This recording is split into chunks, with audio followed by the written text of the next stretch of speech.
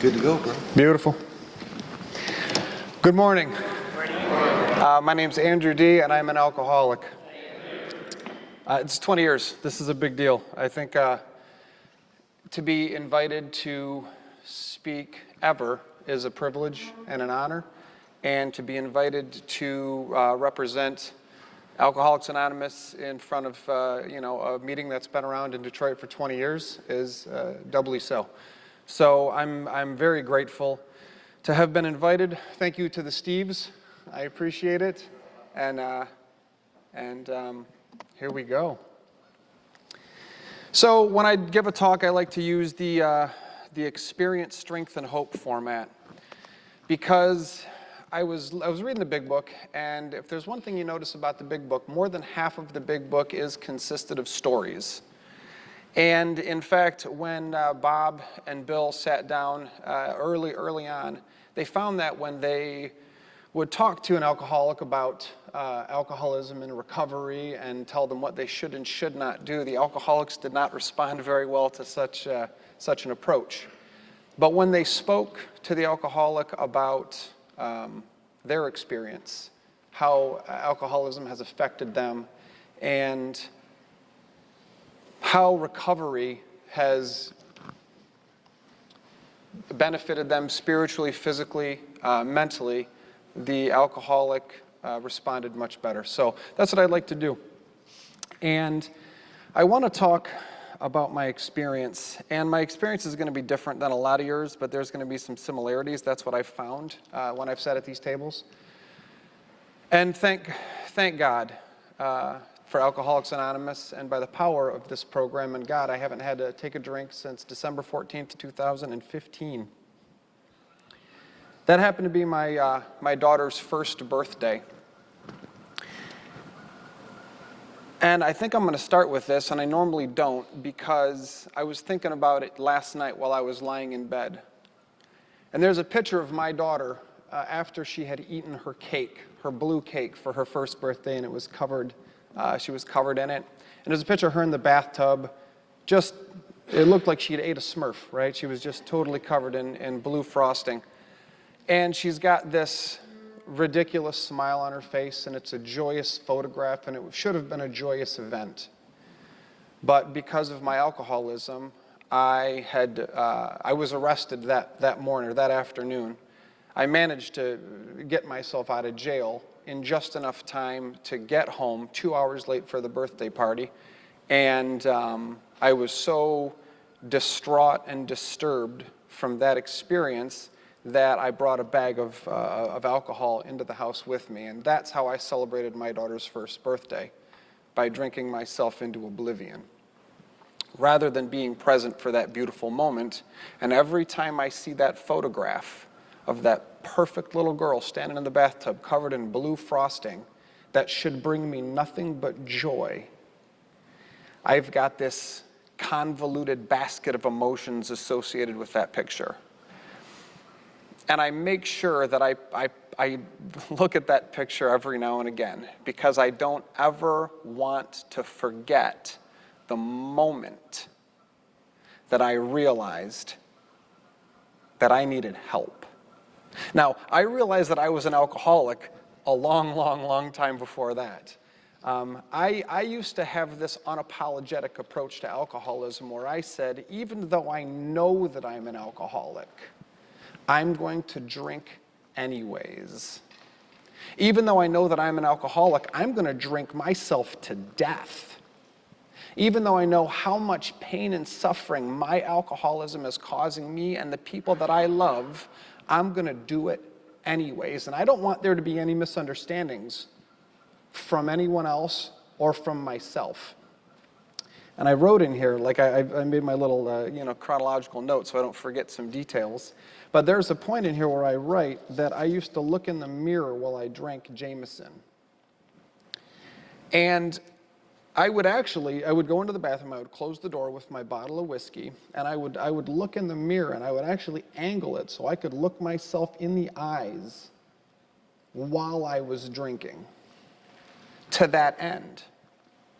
I didn't want there to be any misunderstandings why I was drinking. And I thought about why I did that, right? I thought about why I did that. And I'm going to start with when I was a kid, and I'm going to read it just like I wrote it, because for some reason this resonates with me. And I wrote, when I was a kid, I just wanted to be liked like everyone else, and I never was. I was fat, lazy, not very smart, and generally just a disappointment to my father. I knew it, he knew it, everybody knew it, and it never got better. And I read in the 24-hour book this morning that all alcoholics drink because of a character defect.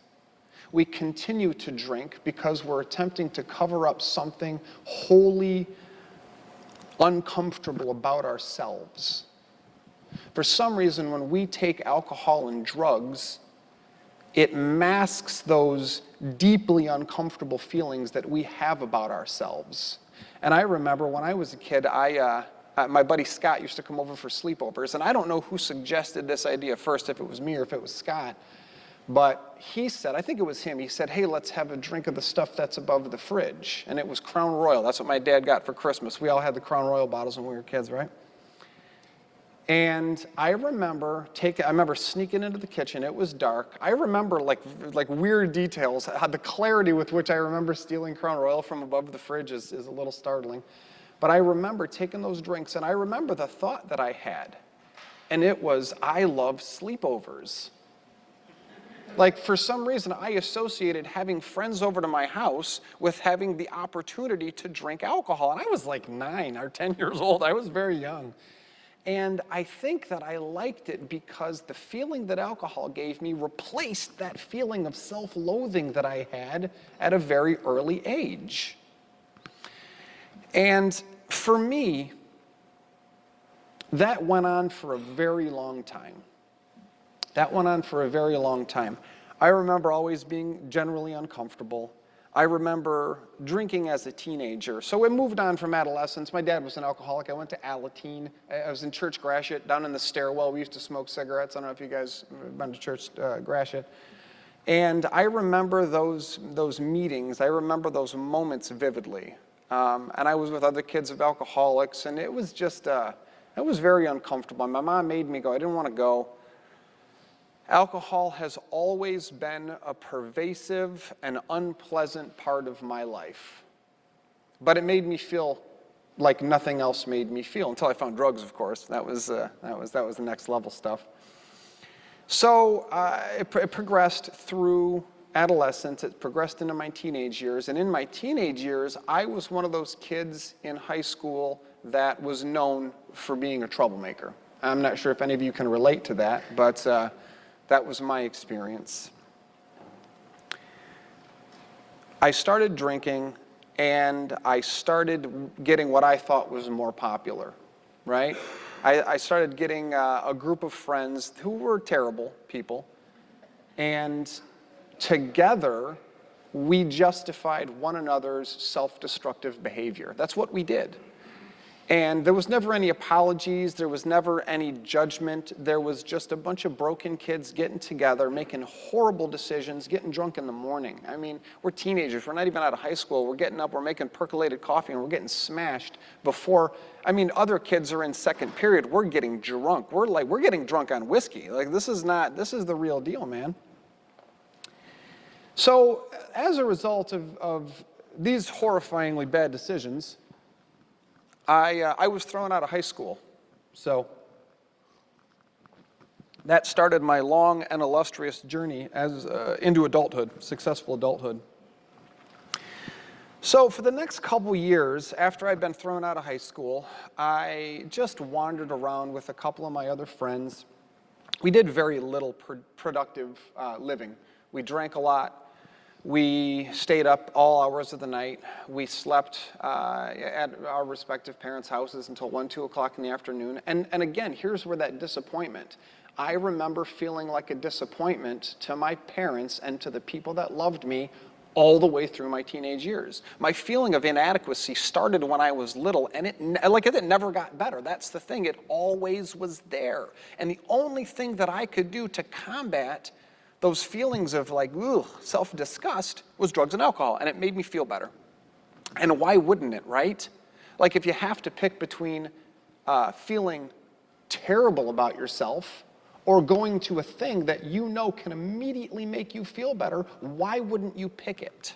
Why wouldn't you pick that thing that makes you feel better? And I did, and I picked it every single time. So eventually, one of our good friends, he was a very promising young man. He got a full scholarship to Michigan State. Go Sparties. And we relocated from Metro Detroit to East Lansing. And I don't know if you guys know this about East Lansing, but it's known for being a party town, right? I can attest to that because my buddy who got a full ride to Michigan State University was dropped out after one semester.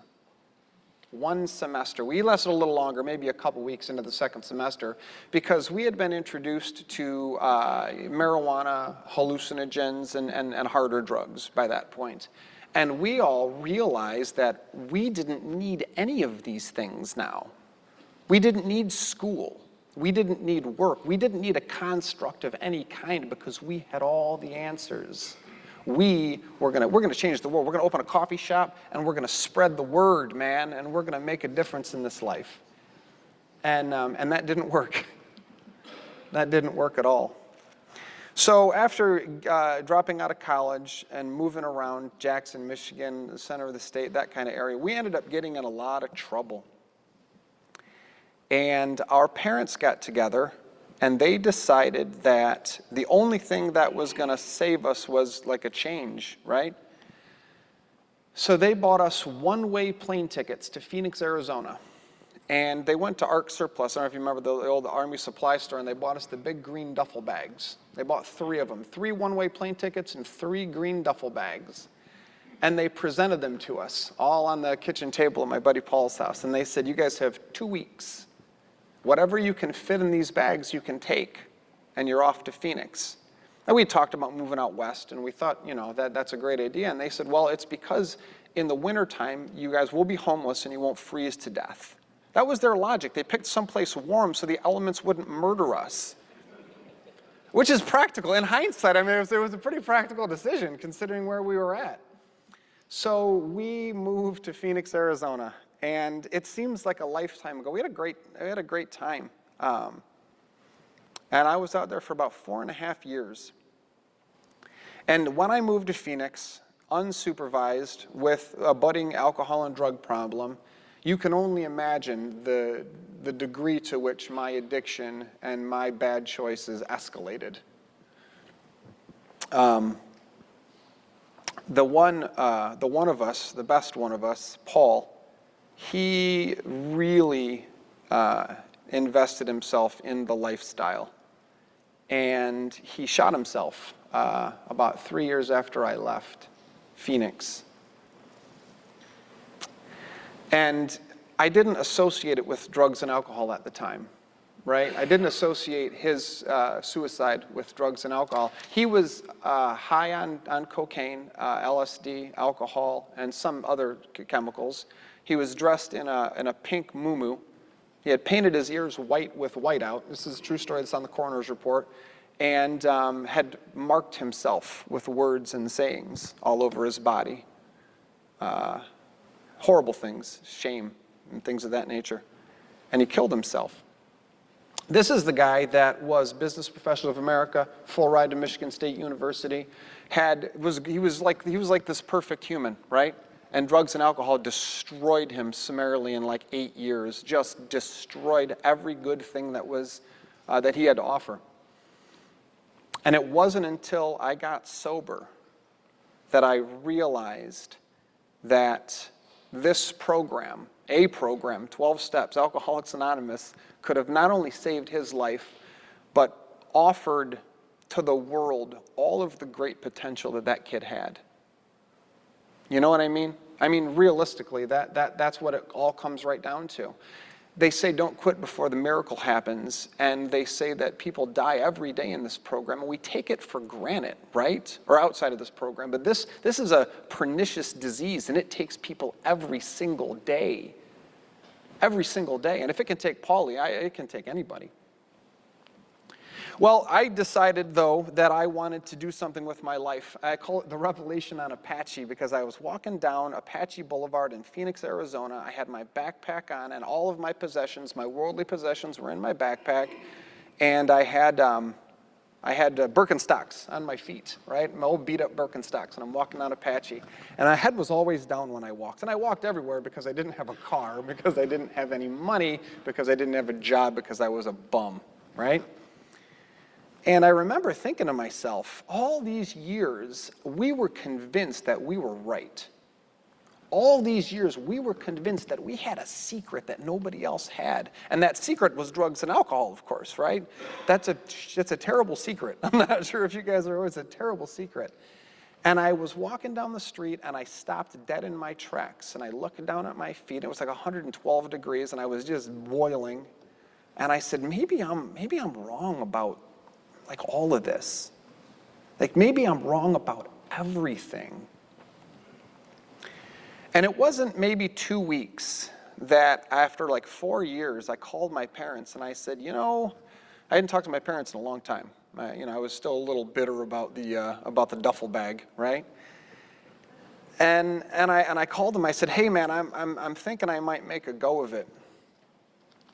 And now, my parents, they had tried to contact me over the course of time, and I never returned their phone calls. So they were the other side of the phone, they were pretty quiet. They were very trepidatious. They're like, is he serious? What's going on? And they said, well, we can't really help you, but you can come on back. We'll give you a place to live.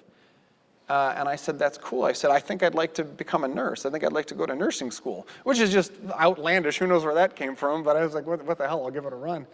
I worked as a private duty caretaker in Phoenix for a long time, and I thought that I'd go to nursing school. So I did. I moved back to Michigan. I passed the GED, which surprised everyone, and I got into nursing school. And I remember, this is significant because I didn't realize, they say like while you're in here, your addiction's doing push-ups out there in the parking lot, right? And that's true. And I'm not going to say that I quit drinking or drugging. I quit drinking or drugging to the degree that I had done it before, but I always had maintained my socially acceptable drinking and drug use, right? I was able to keep it in line because my will is good. My will is strong. And the very first day, like I went through nursing school and I passed my boards, and I was a graduate nurse and doing all this. And there's a thing in hospitals called the Pyxis. I don't know if you guys know what that is. The Pyxis is where they keep all the narcotics. It's the robot that keeps all the good drugs. And the very first day, and I mean the day I got access to the Pyxis, I took drugs that day. I took Dilaudid, as a matter of fact. And I went home and I injected Dilaudid the moment that I was able legally to have access to that medication. Needless to say, that was not the first time that I injected Dilaudid from work. I did like that for 7 years, as a matter of fact. My descent into IV drug addiction was spectacular. It was so destructive, and it was killing me. It was actively killing me. And I had developed this really complicated system of charting where I would do double charting so that I could hide my addiction. Well, the thing about drugs and alcohol is they wear you down emotionally. They wear you down, and it got to the point where I stopped even trying to hide it. Now, why would a person do something so crazy as to not hide the felonies that they were committing over and over and over again? And it's because I was so tired. I was so tired. And I remember just hitting the button flippantly and saying, "Come!" I said it in my mind, "Come get me. Just come get me. Please stop me, because I can't stop myself." And they did. They did stop me. And they threw me in rehab. Now, I was very lucky. I didn't go to jail. Considering the prodigious amount of drugs that I stole, I should still be in jail. I really should still be in jail. But healthcare professionals, they have a special program for us, and it's very expensive, and it's very hard. So they sent me to Brighton for a while, And the reason that I'll never forget this guy, the reason I like to tell this is because there was a gentleman in there who had a cocaine problem. This was his second time around in Brighton. And he tells a story about how he was a cocaine addict. He spent all of his money and destroyed his life. And then he came to Brighton and he got clean from cocaine. No more cocaine for him. But beer was perfectly acceptable. So he started drinking beer. And if you guys have read the big book, you know how this ends. That clearly was not enough for him. So the second time around, when I met this gentleman in Brighton, he was laying on his garage floor drinking cases of beer and whiskey to the degree that the alcohol destroyed his life more than the cocaine had. And I remember thinking to myself, what kind of jackass gives up perfectly good drugs to become an alcoholic? This kind right here. Because when I got out of my drug program, I was convinced that I'd kicked drugs. I kicked heroin. This guy right here. This is the real deal. So alcohol should be no problem for me whatsoever. Despite that guy, that's exactly right. Because my descent into severe alcoholism was as spectacular as my descent into IV drug abuse. There's a point where what is it? I was borrowing dollar bills from my teenage neighbor to buy shooters of vodka.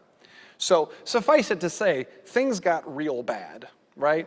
Before I'm drinking in the mirror, staring at myself while I drink Jameson, I was justifying it. I tried to go cold turkey once. I got 5 months without this program because I thought this program was ridiculous.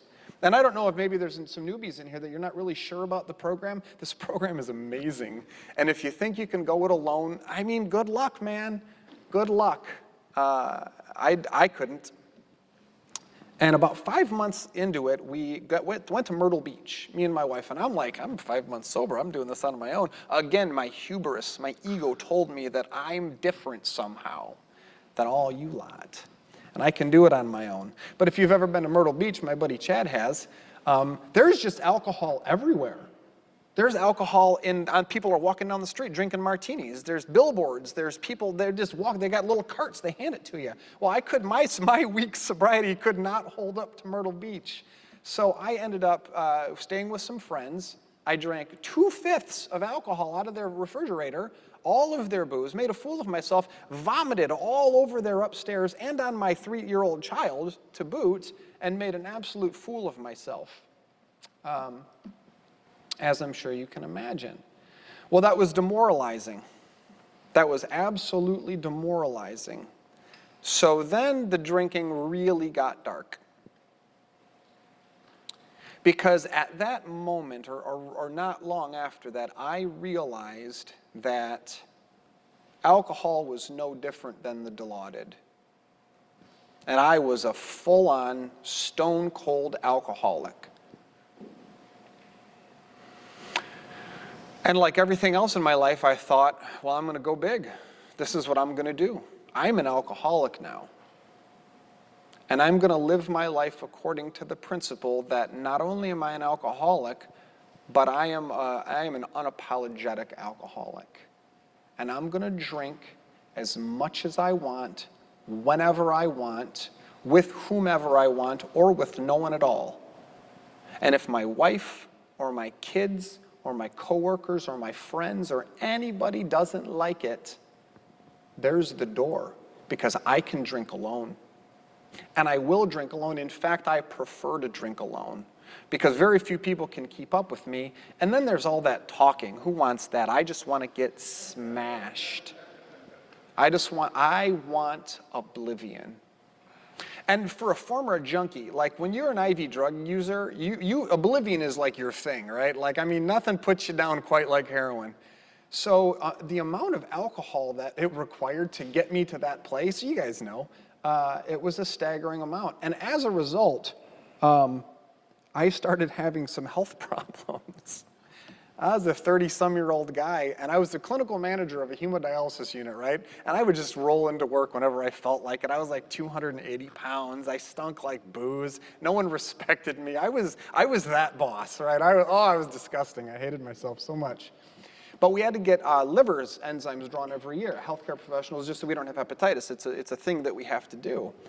And I remember when I got the report back, I got all the reports because I was the boss, and I looked at mine and I was like, oh dear, my liver enzymes are elevated.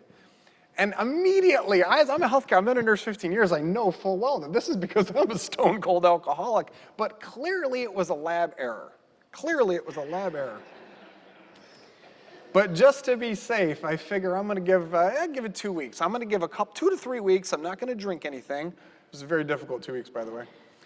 And I'm going to redraw my labs, and we're gonna be okay. So we're in the clear. So I did. I went 3 weeks. I had my labs redrawn, and my liver enzymes had gone back down. Now, that might sound like good news to you guys, but in reality, it proved that my liver problem was directly related to the amount of alcohol that I was drinking. So, what to do? Now, at this point, everybody's bottom is different, right? Everybody's bottom is different. I told a story about a guy that got set on fire in a crack house, and that was his bottom. I mean, if you're getting set on fire in a crack house, you've gone pretty low. So for me, for some reason, liver enzymes and the thought of impending miserable death was not my bottom. So I began to slowly reintroduce alcohol into my routine because we can do that, because we're going to moderate, because we have willpower, because we're going to do the things that other people can't do. And I don't know why we keep thinking that. It's crazy. So one day, my daughter's first birthday, I was on my way home, and I had decided, and this is where it gets interesting, I had decided that I was going to quit drinking on my own. And I quit drinking Sunday night was my last drink, and it was Friday. It was Friday that I was leaving work.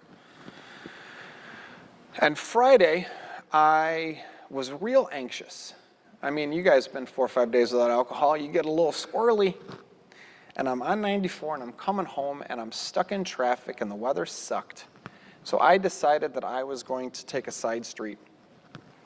And suffice it to say, I made a very, very bad decision. And I will never forget how cold the icy water was on my knees when the cop forced me to the ground.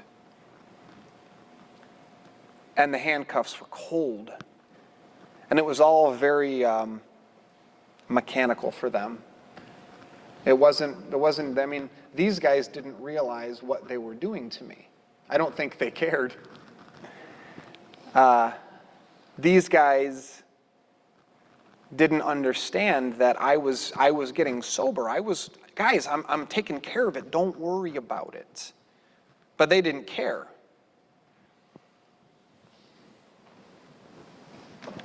And that's when I started, lying about where my truck was, because of course it was impounded. I was lying about what had happened to my wife.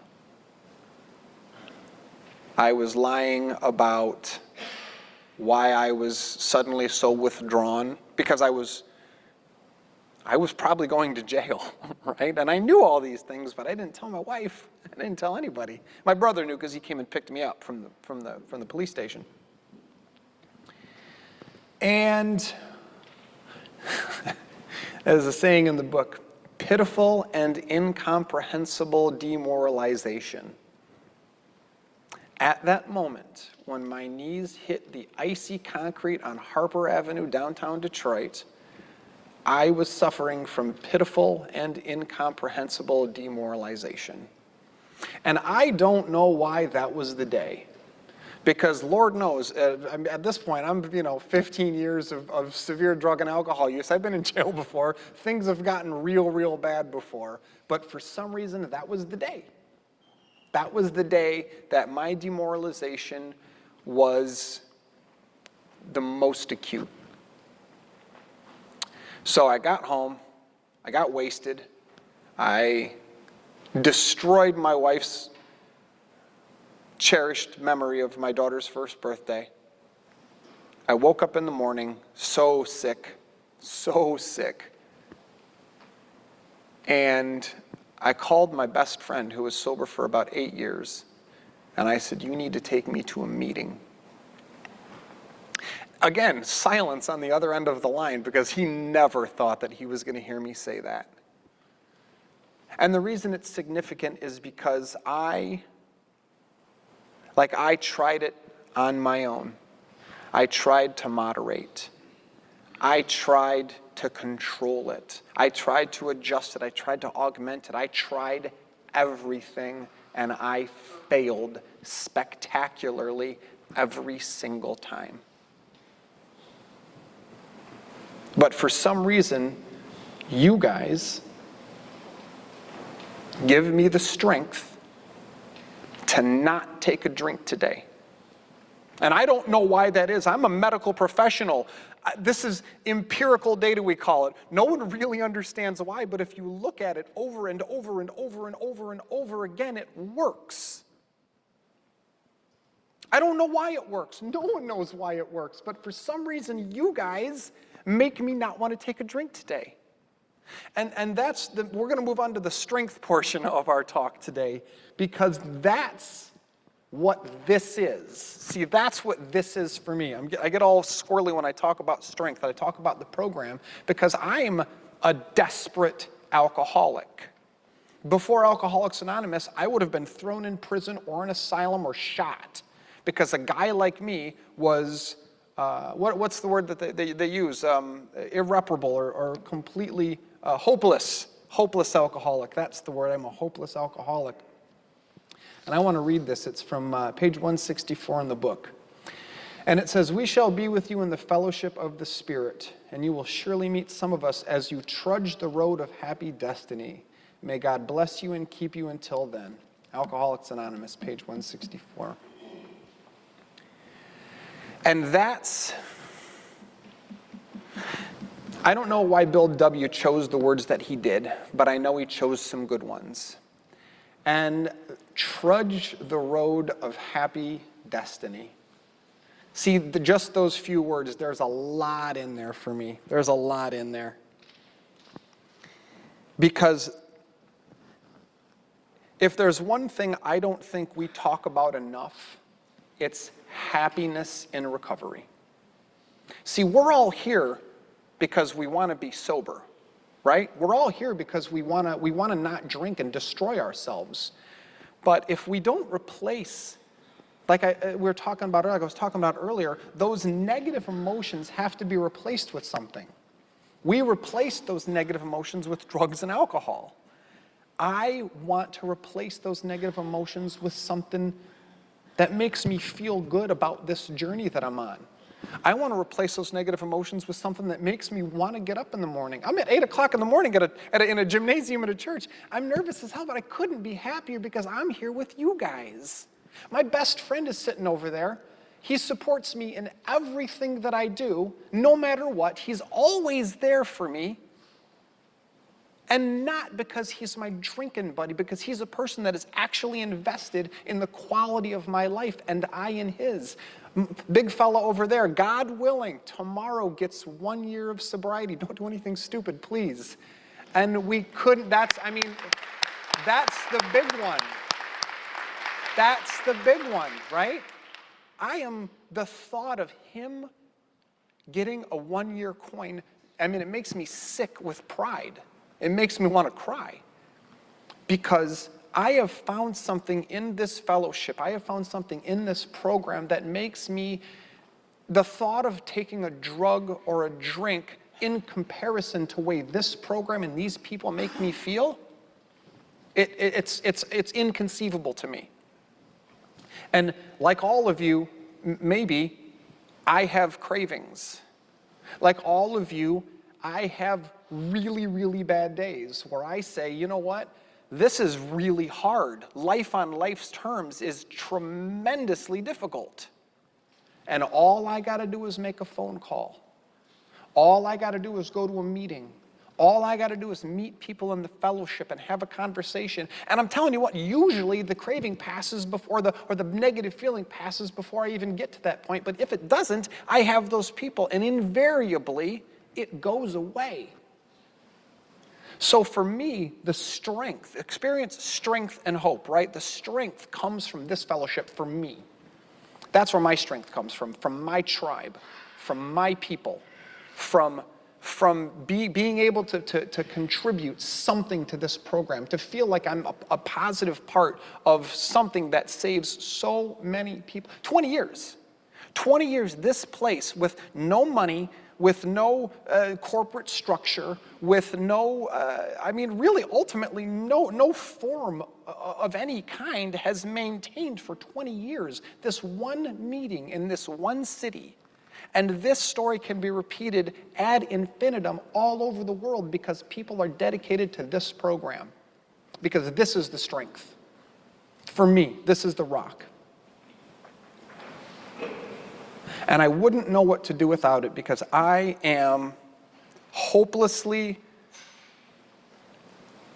dependent on Alcoholics Anonymous.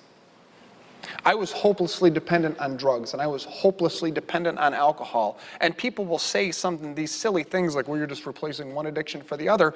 That is exactly right. That is exactly what I'm doing. I know that the kind of human being that I am, the way that God made me, He made me with there's some facet about my psychological makeup that drives me to do things in excess. I don't know how to fix that yet. I'm working on it. I don't know if I ever will, but in the meantime, I am going to come to Alcoholics Anonymous. I'm going to be committed to my friends. I'm going to be committed to this program. I'm going to be committed to this message because without it, I'm just another hopeless drunk. And I don't want to be a hopeless drunk again. My life is too good. My life is too good. And I got too many good things. I'm able to do things right now at 41 years old that I never, ever believed I was worthy of doing. And people, normal people, muggles, they are happy to lend me money. They're like, here, take our money. You're good for it. I was like, no one has ever said that to me before. That's madness. But because of this program, I am.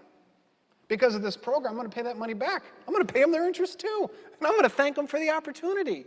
And I'm going to provide a good life for my family. I'm going to finish college. I'm going to do all kind of cool stuff. And it's only because of this.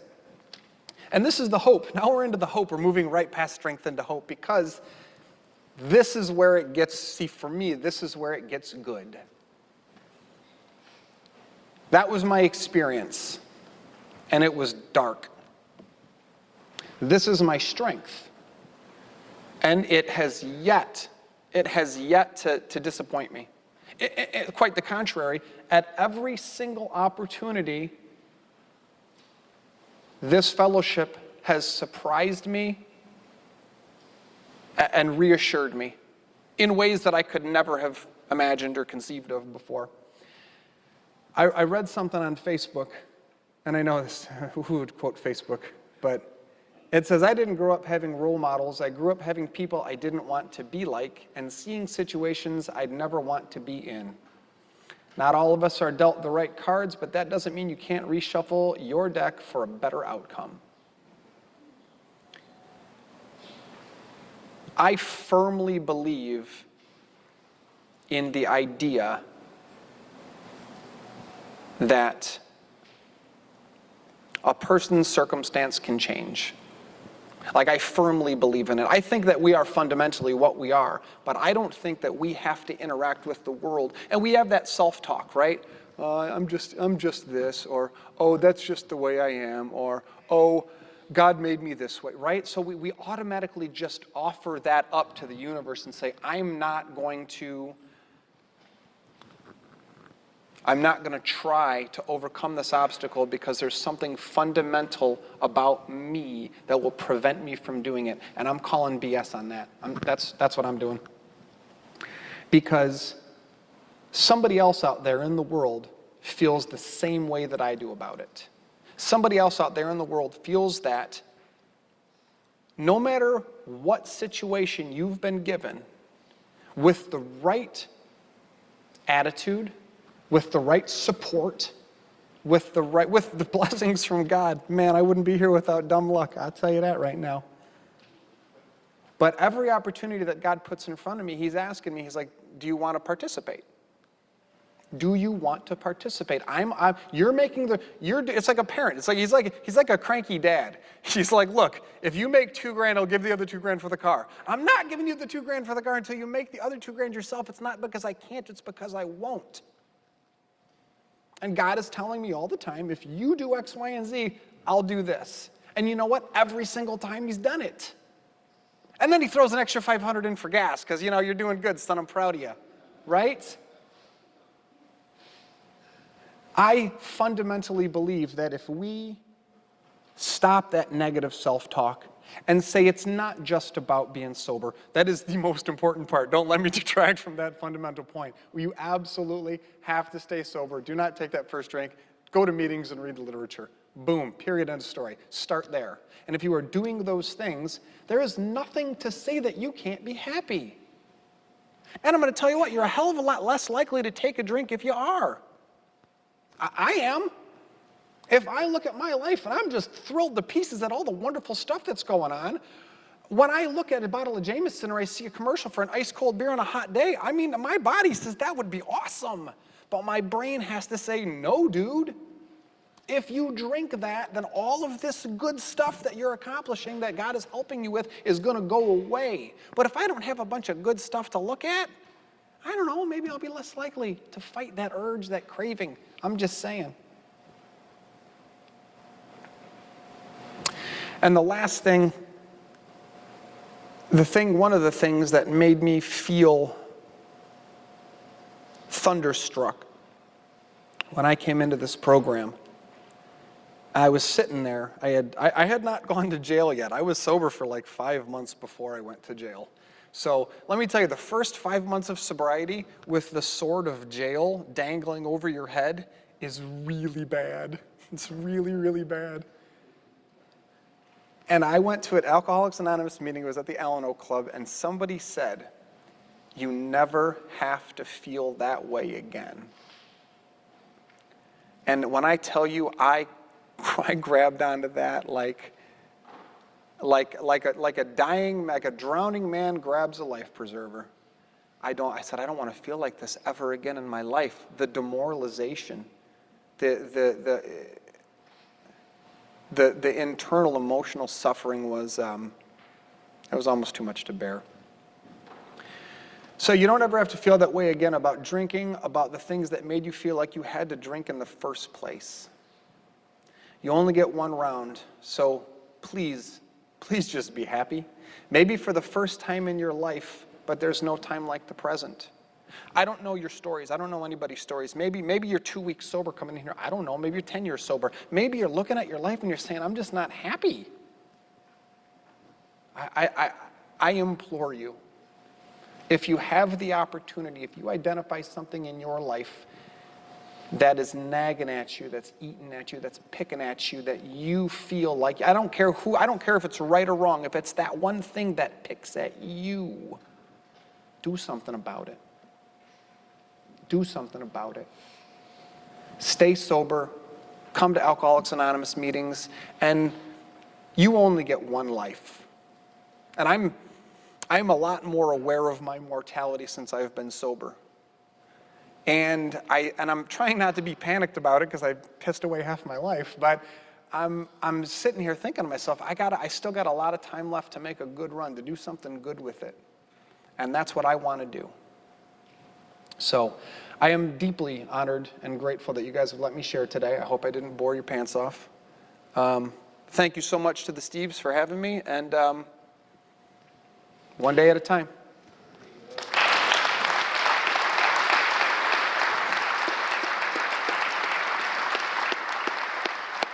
that terrible? That was awesome. That was moving, wonderful, incredible, absolutely incredible. Stay with me here for just a minute. Turn it off. I feel the same way. One more round of applause for this guy.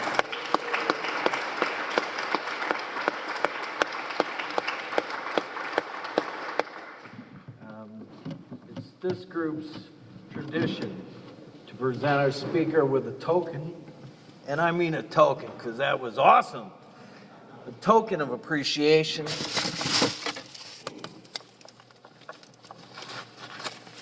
Bam. Oh my God. Thank you for sharing your experience, strength, and hope with us today.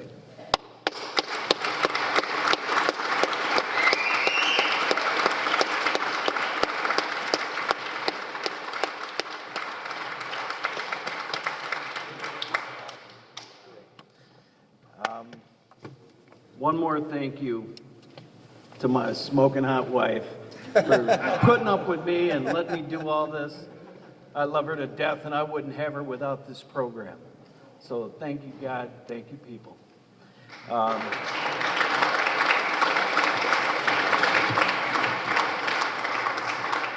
Thank you for sharing our anniversary celebration and for giving me the privilege of chairing this morning. Let's close this meeting by joining hands in the prayer, Our Father.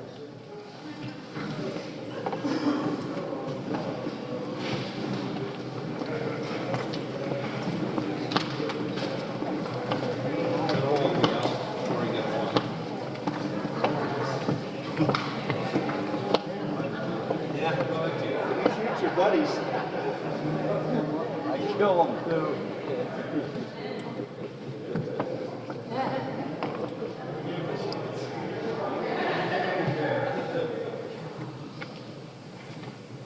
Who loves us all? Our God.